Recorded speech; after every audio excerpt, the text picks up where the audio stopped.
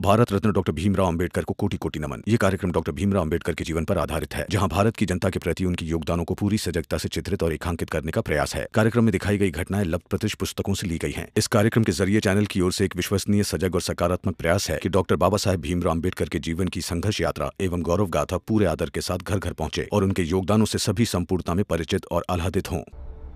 भीमा के बाबा, वो बाढ़ में फंसे लोगों की मदद की थी आपने, वो तो भूल ही गई थी।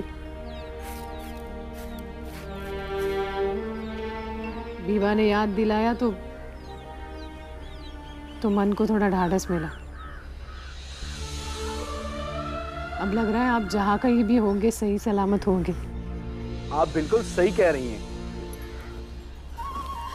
जी। मतलब भाभी जी, राम जी बिल्कुल सही सलामत हैं। आपको कैसे पता? बताइए कि वो मिले थे आपको, वो कहाँ है, लेकिन कैसे पता चला? बताइए ना कुछ। सेठ जी। अरे क्या हुआ, ऐसे भागते हुए क्यों आ रहे हो तुम? एक बहुत ही महत्वपूर्ण खबर लाया हूँ। क्या हुआ, कैसी खबर? वो जो आपके यहाँ आदमी काम करता था ना, वो तो बहुत ही महान आदमी निकला। कौन? वो राम जी? अब नाम जो भी हो, 10 दिन पहले हमारे क्रांतिकारी दल ने एक गोरे पुलिस ऑफिसर को बम से उड़ा दिया था। तो पुलिस सारे क्रांतिकारियों को ढूंढ रही थी। पता नहीं कैसे रास्ते में उनसे ये आदमी मिल गया और सारे क्रांतिकारियों को अकेले ही लेकर सुरक्षित जगह पर भाग गया। तुझे पक्का यकीन है ना वही आदमी है जो हमारे यहाँ काम किया करता था? हाँ सेठ जी, पक्का यकीन है। लेकिन पुलिस तो ढूंढ रही होंगी ना उन्हें। भाभी जी, आपके पति रिटायर्ड सूबेदार हैं, उनको पुलिस क्या पकड़ेगी? वैसे मेरा मानना है माहौल थोड़ा जब शांत हो जाएगा तो राम जी स्वयं ही घर लौट आएंगे। दुकान पर कुछ दिन पहले वो क्रांतिकारी आए थे, राम जी की उनसे बहस हो गई थी और वो क्रांतिकारी कह रहे थे जो अंग्रेजी सरकार की नौकरी करता है वह देशद्रोह के बराबर है। और राम जी का तर्क अलग था। वो बोले अपने परिवार की पूर्ति के लिए किए गए प्रयास कोई भी अनुचित नहीं हो सकते। परंतु इस घटना के बाद से वो थोड़ा चिंतित थे। जैसे ही उनको मौका मिला क्रांतिकारियों की मदद करने का, वो उनके साथ चल दिए। ऐसे ही हैं हमारे राम जी, इसीलिए हम उनकी दिल से इतनी इज्जत करते हैं। क्या कहूं सेठ जी, जब भी कभी एक औरत की तरह से सोचती हूँ तो लगता है कि मेरा पति किसी को भी मदद करने के लिए कुछ भी कर सकता है और बेटा भी किसी की भी मदद के लिए खड़ा हो जाता है। लेकिन एक बीवी और माँ के हिसाब से सोचती हूँ तो लगता कि ये कभी मेरे बारे में क्यों नहीं सोचते। आपकी शिकायत जायज है। जब राम जी घर लौटेंगे भाभी जी, उनसे जरूर पूछिएगा। अच्छा भाभी जी, चलो। कहाँ है बाबा?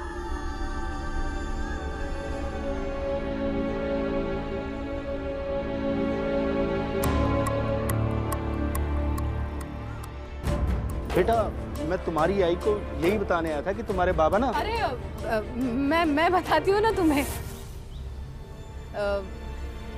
मैं बताती हूँ ना सबको। बाबा हमेशा कहते हैं ना इनके कि मैं अच्छे पैसे कमाऊंगा तो बच्चों को पढ़ा लिखा के बड़ा आदमी बनाऊंगा, तो इसीलिए व्यापार करने, काम करने बहुत दूर गए हैं, है ना। कहाँ व्यापार करने चले गए? अरे बेटा, वो मंजुला की शादी थी ना, तो बाबा लौट के वापस आ रहे थे। उन्हें रास्ते में ही पता चल गया कि शादी नहीं हो रही है, शादी टूट गई। और सेठ जी को किसी व्यापार के लिए किसी को बहुत दूर भेजना था, तो बाबा ने कहा कि मैं चला जाता हूँ। तो मैं सेठ जी से वही कह रही थी कि आपने हमें बताना चाहिए था ना सेठ जी, हम इतना परेशान हो गए थे यहाँ पे, आपने क्यों नहीं बताया हमें? गलती हो गई, मुझे आपको पहले बताना चाहिए था। मुझे लगा कि मैं आपको क्या लगा आपको? आपको पता भी है हम कितने परेशान थे। आई का भी कितना बुरा हाल था। मेरा सिर दुखने लगता था रात में सोच सोच कर। बेटा माफ कर दो, मुझे लगा कि वो शायद तुम्हें बता करके गए होंगे। कब तक आएंगे वो? बस उनका काम खत्म होते ही आ जाएंगे वो। आ जाएंगे तो अगली बार से उन्हें ऐसे व्यापार के लिए मत भेजिएगा। ठीक है बेटा।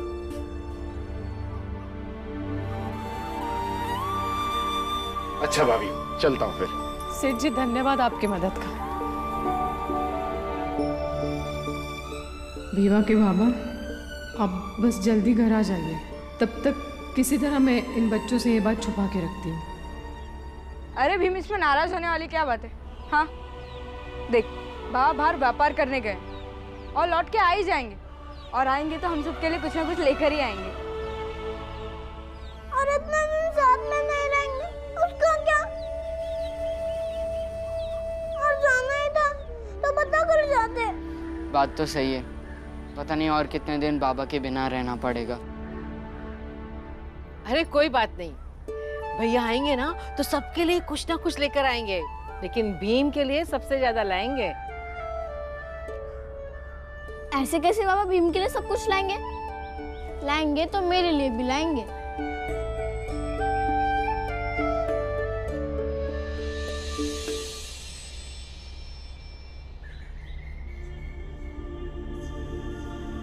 नहीं, मुझे लगता है बाबा इस बार आई के लिए हार लेकर आएंगे। क्यों आई?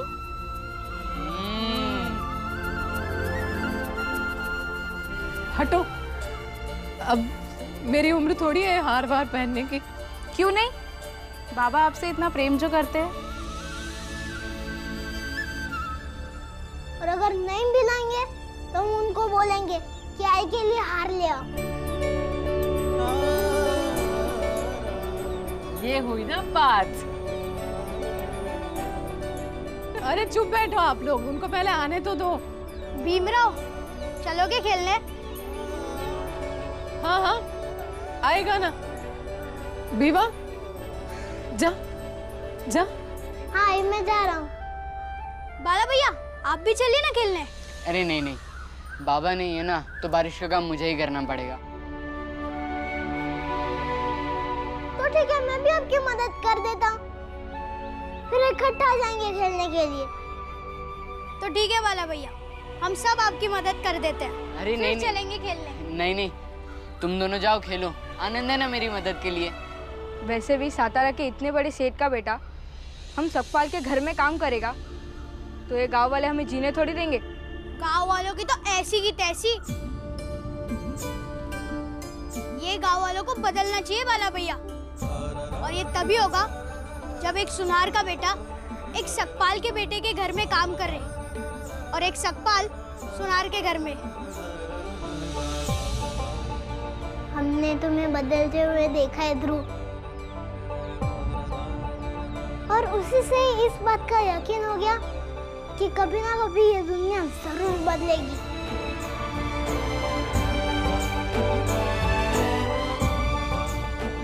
बाद में बदल देना दुनिया, अब खेलने जा। ठीक है। चल आनंद, ये रस्सी पकड़। चल।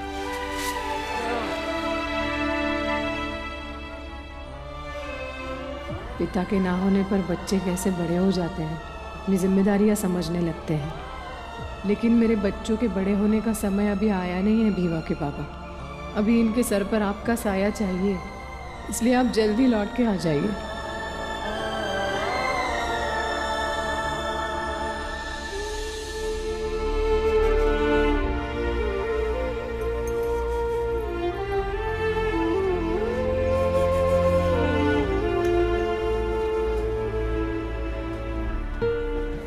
गंगा, तेरी आय के मन में कुछ ना कुछ चल रहा है जो वो अपने मन में ही रख रही है। अगर वो ऐसे करेगी और हमें बताएगी नहीं तो ये सोच सोच कर बीमार पड़ जाएगी।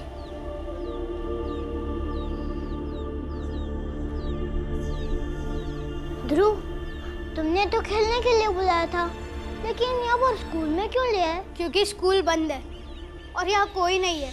फिर हमारी दोस्ती भी तो इसी स्कूल से हुई थी, और इसी स्कूल में मैं तुम्हें कुछ कहने आया हूँ। क्या? पता नहीं तुम्हें मेरी बात गलत लगे, लेकिन मैंने बाबा का घर छोड़ दिया है, और अब मैं चाहता हूँ कि तुम बाला भैया को बोलो कि मुझे भी अपने साथ बाजा बजाने ले चले, क्योंकि अब ना मेरे पास रहने के लिए कोई घर है और ना ही खाने के लिए खाना। लेकिन मैं अपने बल पर कुछ करना चाहता हूँ और मुझे बाला भैया की तरह बाजा बजाना बहुत अच्छा लगता है। ध्रुव, तुम्हें ऐसे घर नहीं छोड़ना चाहिए था। कोई परेशानी होती तो अपने बाबा से बात करो। देखो ध्रुव, अभी तुम स्कूल में खड़े हो, अभी तुम्हें पढ़ना लिखना चाहिए। और वैसे भी तुम्हारे जात वाले बाजा बजाने में जाते। भीमराव, किसी काम पर जाति का नाम भगवान ने नहीं, इंसान ने लिखा है। और ये बात मैंने तुम्ही से सीखी है। और तुम अगर चाहो तो सोने का काम कर सकते हो, और मैं चाहूँ तो बाजा बजा सकता हूँ। मैं बस इतना ही जानता हूँ। अगर तुम मेरी मदद करना चाहते हो तो करो, और अगर नहीं करना चाहते हो तो मत करो। लेकिन मैं वही करूँगा जो मैंने सोच रखा है। भीम, भीम, अब मैं चलता हूँ।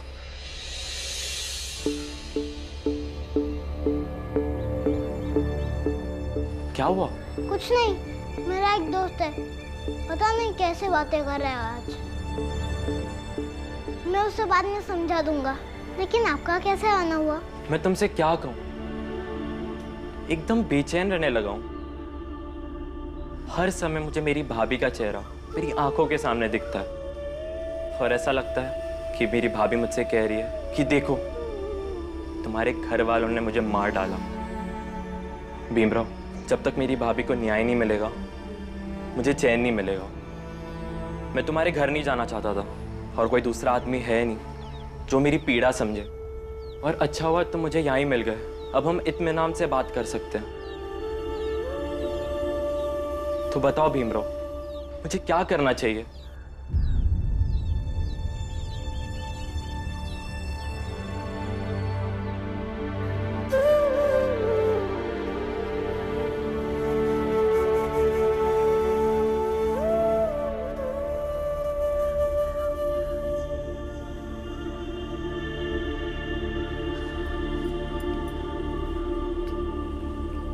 क्या हुआ?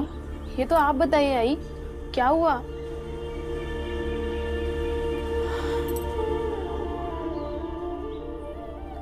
कुछ नहीं। नहीं, कुछ तो बात है। क्या सोच रही है आप? कहा ना मैंने, कुछ बात नहीं है। कोई बात तो जरूर है आई।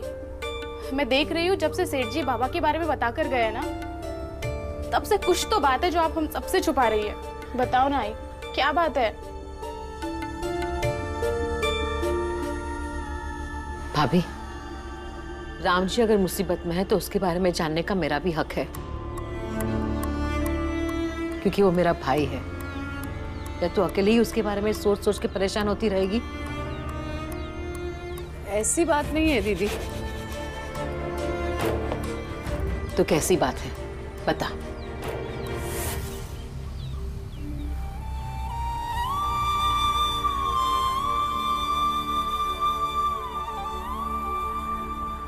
वो कोई व्यापार करने नहीं गए हैं।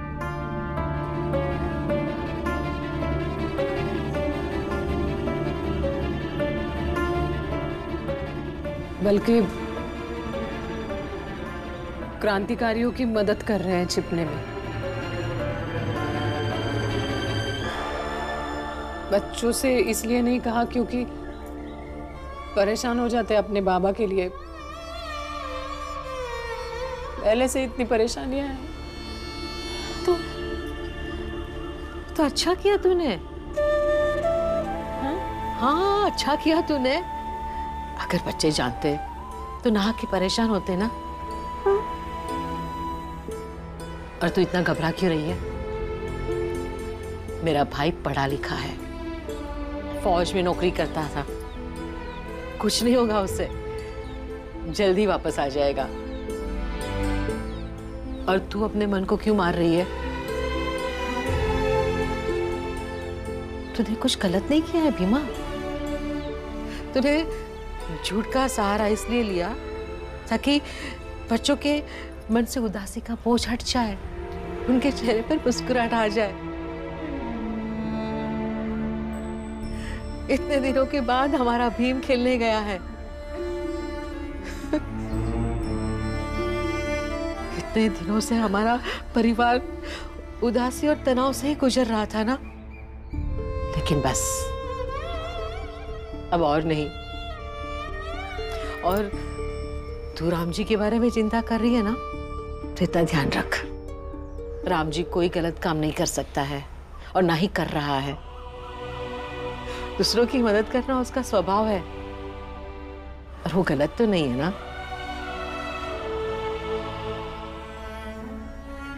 दीदी बस अब सामने आके खड़े हो जाए।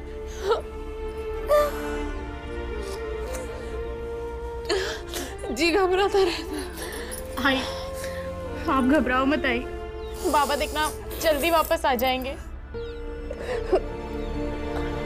लेकिन भीमराव, ये तो गलत होगा ना। मैंने अपनी इच्छा से मेरे बड़े भाई को कागज पे अंगूठा लगा कर दिया था ताकि बदले में वो आई बाबा को समझाए और वो तुम्हारे परिवार को तंग ना करे। अब वापस वो कागज मांगूंगा तो गलत होगा ना। तो क्या आपके बड़े भाई ने आपके आई और बाबा को मेरे घर आके हमें परेशान करने से रोका नहीं था? नहीं पता, लेकिन अपने बड़े भाई से वापस वो कागज मांगूंगा तो झूठा साबित होऊंगा। तो थोड़ी देर के लिए झूठे ही हो जाइए। मेरी बुआ कहती है कि अगर सच को सामने लाने के लिए अगर झूठ का सहारा लेना पड़े तो वो पाप नहीं होता। और जब तक सच सामने नहीं आएगा आपकी उदासी नहीं जाएगी। आप ये सोचकर हमेशा दुखी होते रहेंगे कि आपकी भाभी को न्याय नहीं मिला। तो जैसा तुम कहोगे वैसा ही मैं करूंगा।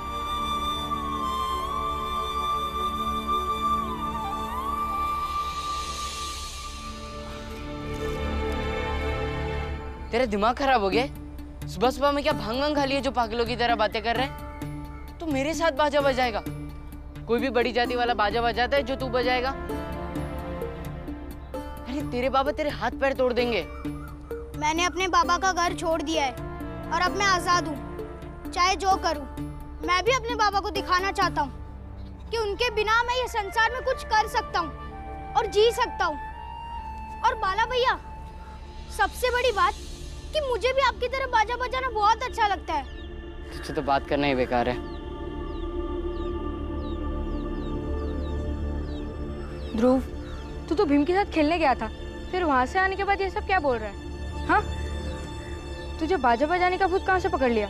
भूत नहीं आनंद, शौक है मुझे बाजा बजाने का। और अब तो ये मेरे लिए जरूरी भी हो गया है।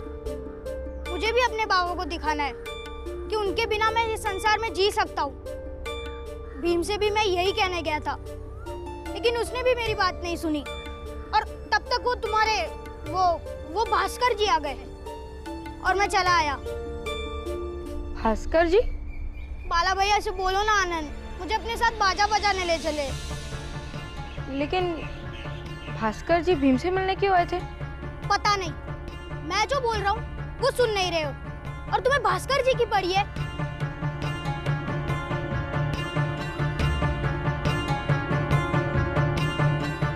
लेकिन भास्कर जी भीम से मिलने?